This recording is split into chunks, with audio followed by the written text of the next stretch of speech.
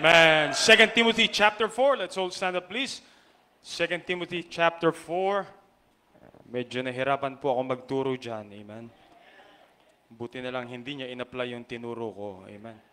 2 Timothy chapter number 4. Praise the Lord for a wife na nagmamahal po sa Panginoon at sa gawain na pinagkatiwala ng Panginoon. Amen. 2 Timothy chapter number 4, we'll be reading verse number 6 and verse number 7. The Bible says, let's read it all together. Ready? Ready, go.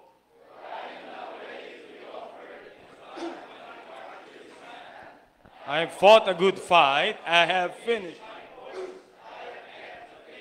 The Bible says, I have fought a good fight. I have finished my course. I have kept the faith. If there's one person in the Bible na dapat po nating bigyan pansin at pahalagahan at kunan ng napakagandang prinsipyo, I believe ito isang tao na binigay niya ang kanyang buhay sa gawain ng Panginoon. I mean, we are in Bible College and we are here for the ministry, right? Ako ay naniniwala, hindi naman tayo pumunta dito sa iba pang layunin, kundi sa layunin ng ministry. At kung meron man pong isang tao sa Biblia na nais ng Diyos ating tingnan, at merong taong nakakaunawa what ministry is. He was at the end of his life. He's on the last lap of his life in the ministry. And he has this all confidence na sinasabi niyang, there is laid up for me a treasure in heaven. Pero meron siyang guts, meron siyang lakas ng loob na alam niya, ginawa niya yung dapat niya gawin. Patungkol sa ministry, while he is here on earth, here is Apostle Paul. So kung meron man pong taong magpapaliwanag sa atin at magpapakita sa atin what ministry is all about so that we would have full understanding ng ating paglilingkod sa Panginoon in full-time service, while in Bible college, in our Christian life, let's look at the life of Apostle Paul tonight. Amen? Manalangin po tayo, dakilang Diyos. Salamat po for Baptist Heritage Bible College. Thank you, Lord, for the people who have invested their life, their time, their ministry po, Panginoon, their money in this ministry so that we can train men and women na nagsuko ng buhay sa gawain po, Panginoon, para maglingkod at maunawaan po namin what ministry is all about. It is a sad thing to know na marami pong nasa Bible College ay mali ang pangunawa ng ministry. Tagilid ang pangunawa ng ministry, mababaw ang pangunawa ng ministeryo. Kaya pag dumarating ang maraming suliranin, dumarating ang maraming pagsubok, dumarating ang mga bagay na hindi namin inaakala na nasa ministry, many times we stop, many times we get discouraged, we quit, and we belittle what ministry is all about. Help us, O God, through your word tonight, na ito'y maunawaan po namin, O Diyos, through the life of Apostle Paul, and guide your servant tonight, empower me, please. In Jesus' name we pray. Amen. Amen. Thank you. Be seated, please, and thank you for standing. I have fought a good fight. I have finished my course. I have kept the faith. A confidence ng taong nagsabing, I am now ready to be offered. Now, it would take something for a man na magkaroon ng full confidence for him to say at the end of his life, I have done my dead level best. Amen? Yung bang at the end of his life, andun yung kanyang guts at andun yung kanyang confidence na sabihin niyang, sigurado ako pagdating ko sa langit, there is laid up for me a crown of righteousness. So many of us, ayaw pang, syempre ayaw pa nating pumunta sa langit because ayaw pa nating matapos sa Bible College because we know we have not yet performed our level best in the ministry. But Apostle Paul has this guts, has this confidence, has this courage to say, I have fought a good fight, I have finished my course, I have kept the faith, dahil nauunawaan niya yung mundo na kanyang sinukuan sa gawain ng Panginoon. And I am afraid tayo po ay nasa henerasyon ng maraming kabataan na akala natin pag nagsuko tayo ng buhay sa ministry ay next Sunday magpipreach na tayo. Next Sunday tayo bibigyan na ng posisyon at hindi tayo pagagalitan and we feel entitled dahil we have Baptist Heritage Bible College on our patches and we think we're better than anybody else and we have the wrong concept of what ministry is all about. Dahil pag mali ang pangunawa natin ng ministry, ng paglilingkod sa Panginoon, mali ang direksyon ng ating ministry. Let's correct it tonight by understanding what Apostle Paul said what ministry is all about. Verse number 7 says, what's the first phrase? This is a familiar verse, and this will be a very basic preaching tonight, all right? Third year, tahimik lang kayo dyan, amen? Hermeneutics, behave lang kayo, amen? Nag-usap na tayo. I have fought a good fight. You see, number one, ministry is about fighting your battles. Ministry will all be about facing battles and your struggles. Fight. I have fought a good fight. Ibig sabihin, pag ikaw ay nagsuko ng buhay sa ministry at nagnanais ka maglingkod sa Panginoon, it will be a fight. Meron pong pakikibaka. Meron tayong paglalabanan. Apostle Paul has experienced many inconveniences in his life, many perils in his life. Alam po natin yan sa 2 Corinthians chapter number 11 when he said all those perils. You remember that? Sabi niya po dito sa 2 Corinthians chapter number 11 when he said, verse number 23, are they ministers of Christ? He said that. Verse number 24 says, of the Jews 5 times received I 40 stripes, save one. I was beaten with rods. Once was I stoned. Thrice I suffered shipwreck. In journeyings often, perils of water, perils of robbers, perils by mine own countrymen, perils by the heathen, perils in the city, perils in the wilderness, perils among false brethren, weariness, painfulness, watchings, hungers, thirst, fastings, cold, nakedness. In ministry, there will be fighting our battles in life. Pag ikaw ay nasa loob ng ministeryo at ayaw mo makibaka, you are in the wrong place. Amen? Because Paul said, I have fought a good fight. Kalaban po natin dito ay hindi ang ating spiritual authority. Ang kalaban po natin dito ay hindi po yung ating pastor. Ang kalaban po natin dito ay hindi yung ating kaklase at yung ating kadorm. Ang kalaban po natin dito, kapatid, we are fighting with the devil and our old sinful nature. The Bible says the devil is our adversary, the roaring lion walketh about, seeking whom he may devour. You see, hindi natin kalaban ng simbahan, hindi natin kalaban yung kasama natin. Mukhang kaaway lang yan, pero hindi yan yung kaaway mo. Amen? Hindi mo kalaban yung authority mo. That's the wrong fight. You see, ang kalaban po natin dito is the devil and our old sinful nature. That's why the Bible says we have to mortify our flesh. Biri mo, naglilingkod tayo in this spiritual world and there is an old sinful flesh living in you and you have to fight it. Lalabanan natin ito, mga kapatid. May mga gusto tayo na kailangan alisin. May mga ugali tayo na kailangan baguhin and we have to fight it. Di ka magtatagal sa gawain ng Diyos, whether in full-time service and you may graduate in Bible college and you may have your diploma, but you will never stay long in the fullness of ministry if you are not willing to fight the devil and your old sinful nature. Don't pick the wrong battle.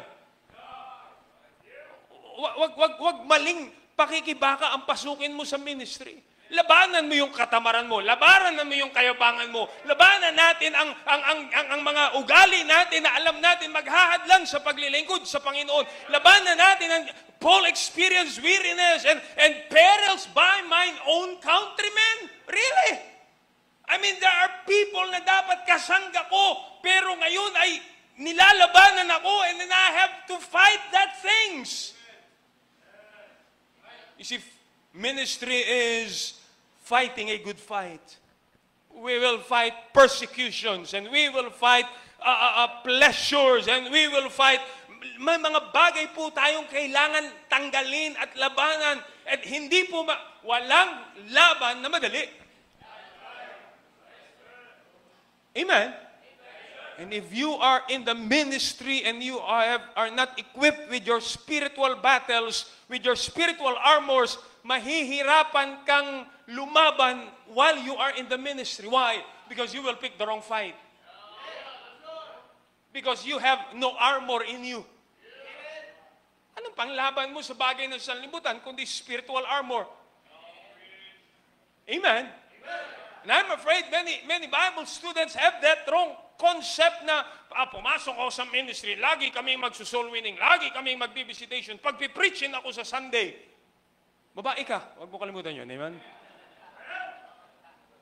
And we're looking for position, and we're looking for recognition. Kala natin ang ministry is about putting you on the top stage. No, it is about fighting that idea. Na it is not about your entitlement. It is not about being clapped. It is not about being recognized. Many times, ministry is about fighting discomforts na ikaw ay pinapersecute na at maraming kaibigan ang lalayo sa iyo, and we have to fight it. Amen. Hala natin ang kalap. Look, Paul said, I have fought. It was a good fight for him. At pag mali ang mindset natin ng ministry, we thought it's all about walang magpe-persecute sa'yo. Walang correction sa'yo. Walang magdidisiplina sa'yo. Walang magbabasag ng ating kayabangan. Then you have the wrong idea of ministry. We thought it's all about head knowledge. We thought it's about 20/20 sa iyo lipad. Pambira, perfect ako lagi sa quiz. Mapapakinabangan ako sa ministry. You have the wrong idea of ministry.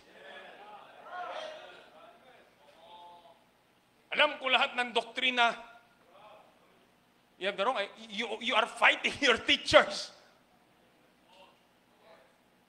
Look, i-align po uli natin. And I'm not here because I'm here to remind new students and everyone, sana pare-pare, Pastor Ed started the college, sana we all have the same mindset what ministry is.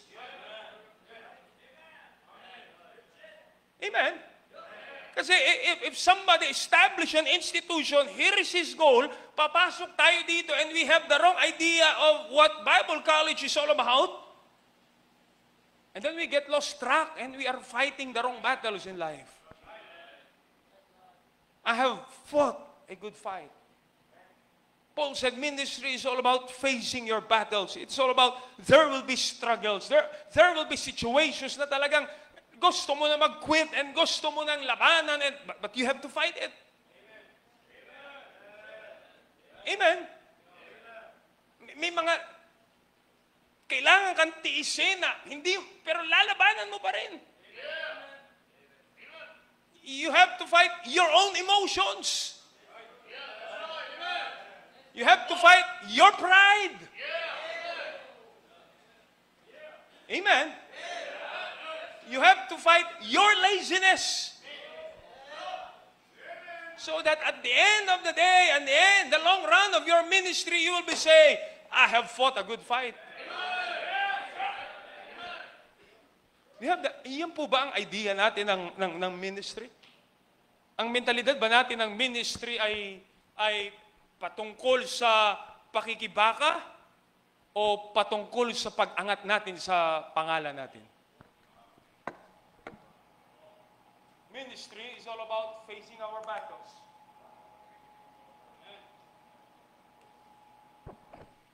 Number 2. Very simple tonight. Very, very simple message. Third year, nasa Bible po tayo. Amen, third year. Number 2, I have fought a good fight. Number 3, I have finished my course. I have finished my course. Number 1 is fighting your battles. Number 2, it's about finishing your course.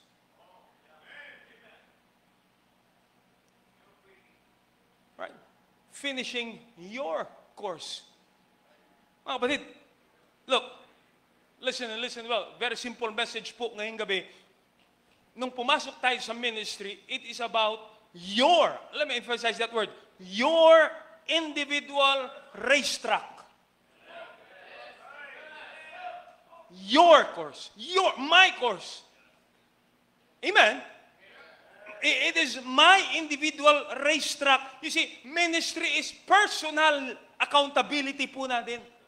Tayo po'y pumasok sa ministry dahil gusto natin itama yung sarili natin sa gusto ng Diyos. Nothing more, nothing less. It is not about comparing yourselves with other person. Your course, your racetrack.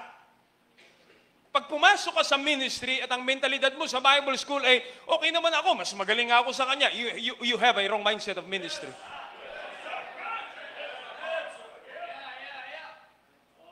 Amen? You are running your race. Mas magaling ako. No. The Bible says you have to finish your course. You may be better than somebody else, but that is not your course. Amen? Ang ating pag-aakay ng kaluluwa at ang ating pagmiminister, ang ating pamumuhay, mga kapatid, is our personal accountability to God. The Bible is clear when He says, so then every one of us shall give account of himself to God. Make sure it is your course, and what you do in your course, you will be accountable to God. Amen? It's about time for us to stop comparing ourselves. The Bible says in 2 Corinthians chapter number 10, tingnan niyo po, sabi ng Bible, 2 Corinthians chapter number 10. I'm trying to hurry kasi alam ko po excited na kayo sa last subject niyo. Amen? Sinungaling. 2 Corinthians chapter number 10, verse number 12, for we dare not make ourselves of the number or compare ourselves with some that commend themselves, but measuring themselves by themselves and comparing themselves among themselves is not wise. You see, ministry is between you and God. Pag ang ministry po nating idea ay pakiramdam natin ay mas magaling tayo dun sa katabi natin, itulog yan. Talaga mas magaling ka dyan. At pag tayo may discouragement at tayo ay napapagalitan, we have somebody else to blame. You have the wrong mindset of ministry. Amen? Because ministry is about finishing your course. Hindi mo ipagsusulit ang ministry pinagkatiwala ng Diyos sa akin. Hindi ko ipagsusulit ang ministry pinagkatiwala ng Diyos sa iyo. And the best thing you can do, pagbutihin mo yung ministry mo. Amen. Paul was saddened because Demas had forsaken him. Alexander the coppersmith did me much evil, but yet he was able to finish his course at hindi niya sinisi yung mga tumigil, yung gumawa sa kanya ng masama, yung nag-criticize sa kanya, yung nag-persecute sa kanya, because that is not his course. He decided to finish his course. People will offend you and hurt you. Yung mga kasama mo sa gawain, they will discourage you. Right? Minsan, mauunawaan natin yung mga nagpe-persecute sa atin sa labas. And you will keep on going. But yet, ang diablo hindi titigil sa ganung paraan. Hahanap siya ng paraan for you not to finish your course. And he will try to find something or somebody that will hurt you para ikaw ay madistract sa iyong pagtakbo. And you will look at your fellow Sunday school teacher. Titingnan mo yung kasama mo sa dorm. Makikita mo yung authority na bakit siya may mali din naman. Makikita mo yung pastor mo at may makikita kang mga ibang tao and you will try to compare yourselves with bakit sila, bakit ako lang. Hey, finish your course, your course, your course.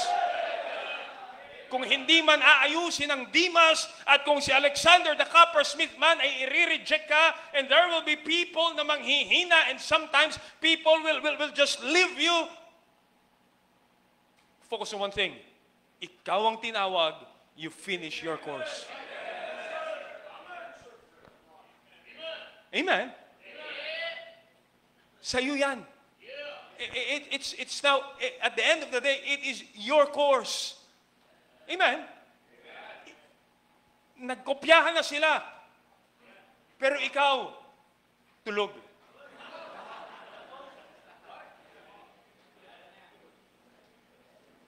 Amen?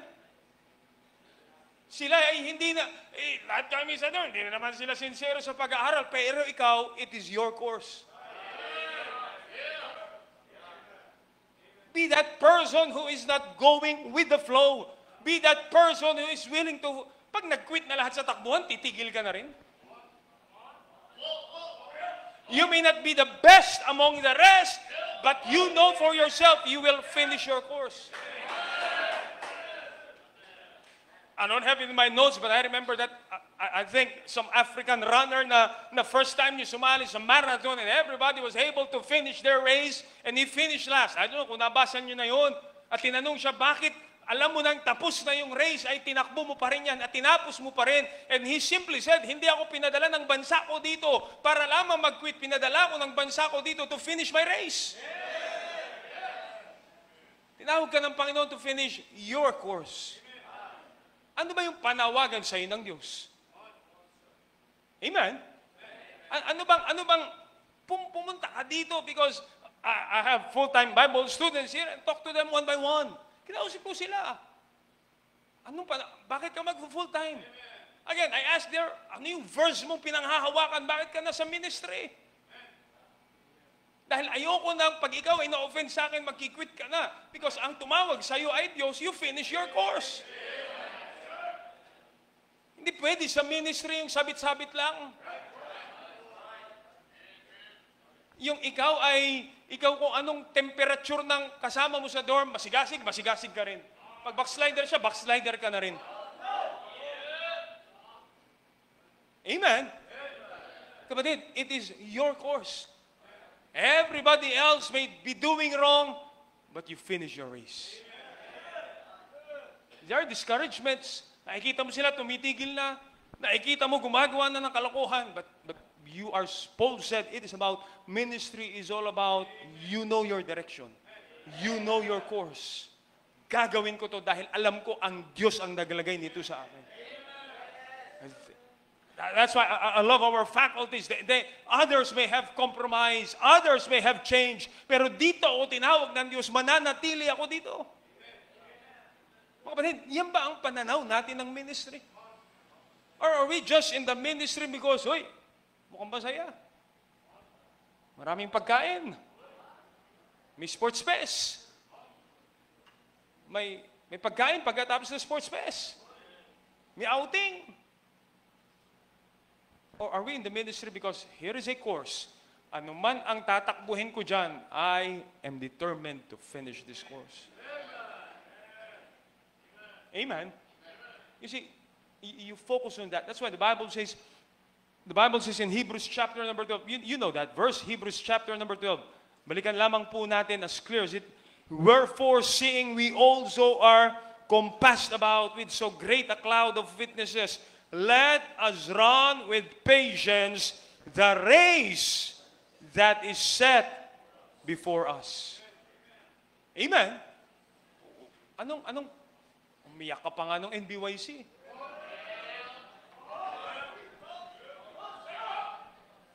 Tama.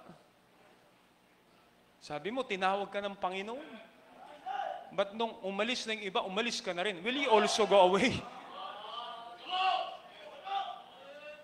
But seryosohin natin itong gawain ng Panginoon. Amen? You finish your course. I mean, not just course sa Bible College. Not just sa course ng meal course na pag nakakain ka, tapos na. I'm talking about kung sinuko mo yung buhay mo sa Panginoon, have that confidence like Paul has in his life. I have finished my course. Hindi pa tapos ang iyong ministry dahil graduating ka na sa Bible school. Amen? Hindi pa tapos ang iyong course sa ministry dahil nagtitesis ka na. Now, you are just beginning your course. Nagwa-warm up ka pa lang. Pag sa warm up pa lang ay nadidistract ka na sa mga katabi mo, hindi ka makakatakbo ng maayos. Amen? Finish your course. What ministry is all about? Number 1, it is fighting your battles. Number 2, it is finishing your course. Number 3, the outline is there. Huwag na natin pahirapan ang sarili natin, mga kapatid. It is about keeping your faith. I have kept the faith. Amen? I have kept the faith. It is about focusing your eyes on the Savior. Now, I know faith here simply means ang pananampalatayang tinutukoy po dito, mga kapatid. I fully know well na ang faith na tinutukoy po dito is yung pananampalataya na pinaniniwalaan po natin, our faith and practice. But I also believe that we are talking here about that faith, pananampalataya mo sa tumawag sa isa, sa gawain. It is about that faith. It is about our relationship dun sa Diyos na tumawag sa atin. Amen? Don't compare ministry sa secular jobs. Don't compare ministry with other businesses. Amen? Dahil ang ministry po ay hindi tungkol sa makukuha natin, kundi paano nito ibibuild lalo ang relasyon natin sa Panginoon. Sa aking paglilingkod sa Panginoon, paano ko lalong makikilala ang Diyos sa aking buhay? Paano ko lalong makikita ang kapangyarihan ng Diyos sa ating buhay? Ang nagtutulak sa atin sa gawain ng Diyos ay ang pananampalataya natin na naniniwala tayo sa sinabi ng Diyos at sa Kanyang salita at ito'y ginagawa natin para sa Panginoon. Kasi hindi natin ito makukuha sa talino mo at dahil graduate ka ng secular college, hindi natin ito makukuha sa ating yabang, hindi natin ito makukuha sa kompetisyon, hindi natin ito makukuha sa kalokohan natin. I know it real well na minsan, the more tayong tumatagal sa ministry, sa full-time ministry, nakatira sa dormitory, marami kang nalalamang sindikato na ng pagiging Bible student. And you thought because everybody else is doing it right, doing it kahit mali, okay na kasi dorm naman to. The question is, yan ba'y naglalapit sa'yo sa panawagan mo sa Diyos?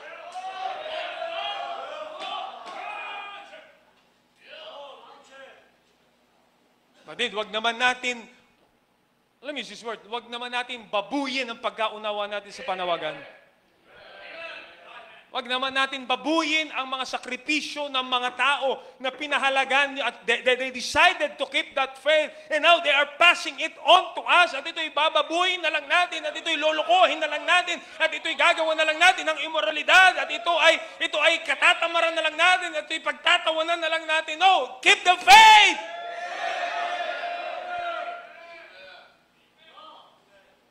And how about you when you hear stories of sacrifices from pastors and faculties na naririnig natin? Aba, sineryoso nila kaya tumaguyod ang gawain ng Diyos. At nakakalungkot, tayo nagsisimula pa lang sa takbuhan. Puno na tayo ng yabang sa gawain. At hindi na pananampalayabang na lang ang hawak natin.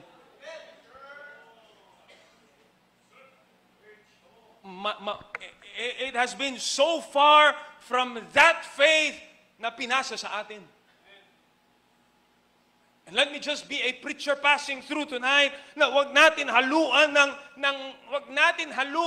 kakarnalan ang paglilingkod natin sa Panginoon. And I know the challenges of your generation with social media and all those things, pero wag natin babuyin ang kakarnalan, ang pananampalatayang ito.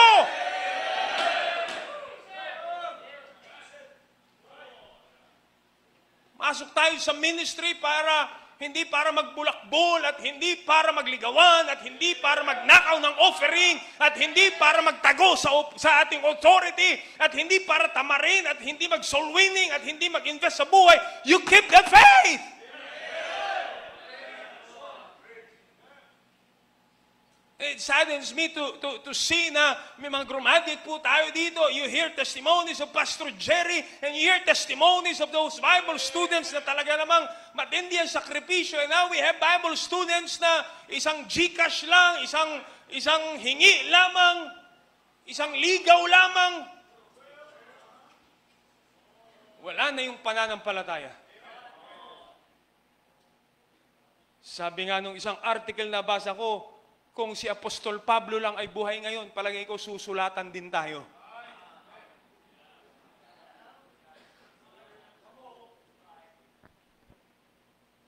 ibibigay sa atin yung sulat ng taga-Korinto, mga karnal kayo.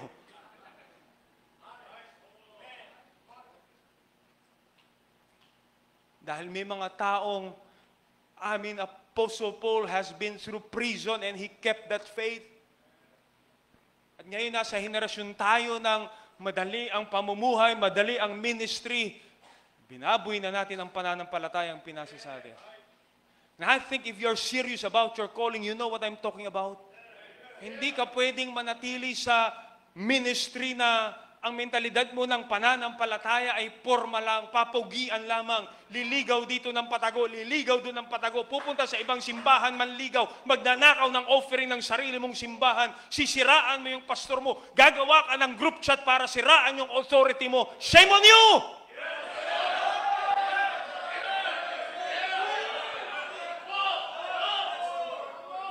Seryosohin natin ang gawain ng Diyos. Keep the faith. Mga taong binuwis ang buhay po nila. Don't let ministry just be ritual and be traditional. Seryosohin mo ang relasyon mo sa Diyos at sa Diyos na tumawag sa iyo. Mahalin mo ang salita ng Diyos. Lagi ko pong sinasabi, bago ka pa nasa Bible school, umuusad na po ang ministry. And if you will just make fun of ministry, hindi ka kawalan kung mawawala ka sa ministry. I think ministry will be much better without a person who is playing in the ministry. Hindi po kawalan sa Bible College kung e-exit ang isang estudyanteng kopya lang ang alam.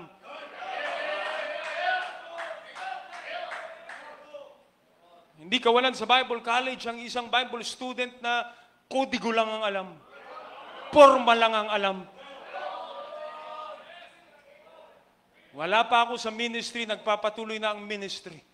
That's why now I am in this ministry, in this time, I take it as a privilege to be in the ministry. Let me say this, hindi ka kailangan ng ministry. Kailangan mo ang ministry.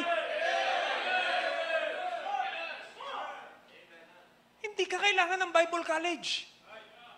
Online students, hindi ka kailangan ng Bible College. Kailangan mo ang ministry.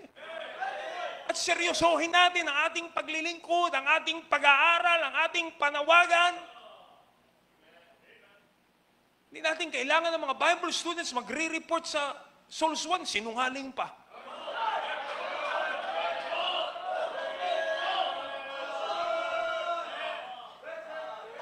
You understand? I hope you understand. And I'm just checking back on, I've been in this, I graduated Bible College year 2000. And I cherish those years. And it saddens me na darating ang henerasyon ng Bible College na pambira. Porma na lang ang alam ng estudyante. Puro selfie na lang ang alam.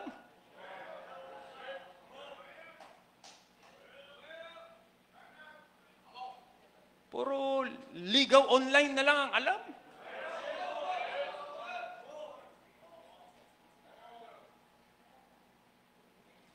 Hello? I hope you understand. Ministry will continue without people who are making fun in the ministry. Because it's a fight. Amen? God is not using us to build the ministry. God is using the ministry to build us. Keep the faith. Sa ating paglilingkod, may binabasag at inaayos pa din ang Diyos sa ating buhay. Amen? Hindi dahil Sunday school teacher ka, nagtuturo ka sa ministry. You see, tinuturoan din tayo ng ministry. As we draw closer to that one who gave us that faith. Kaya at the end of the day, ayusin mo ang personal na relasyon mo sa tumawag sa iyo sa ministry. Dahil ang Diyos seryoso sa kanyang pagtawag. Sana yung pagtugon mo at pagpapatuloy mo, seryosohin mo din. Wala po nagsusumbong sa akin. I'm just a preacher of a chapel passing through. trying to put a reset button on every Bible student. Tara, i-align natin lahat ang sarili natin na iisa ang pangunawa natin ng ministry. Iisa ang pangunawa natin ng Bible school. Bakit ba tayo nagpapa-educate? Para makipagdebate? O para mag-invest sa buhay ng mga tao na babaguhin din ng Panginoon? Para sumikat online? Ba't kita sa Bible school? Para maging vlogger?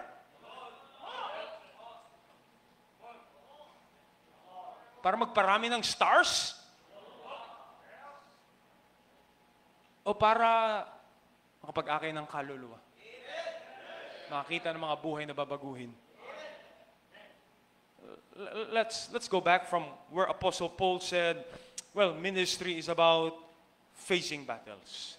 Ministry is about finishing your course, and ministry is about keeping the faith. Pagtagilid dyan, if you have a different perspective of what ministry is, nakakala mo ikaw na ang Jack Hyles of the 22nd century. At dahil nag-good news class ka sa mga bata, dapat lahat ng bata magpapirma sa'yo ng Bible.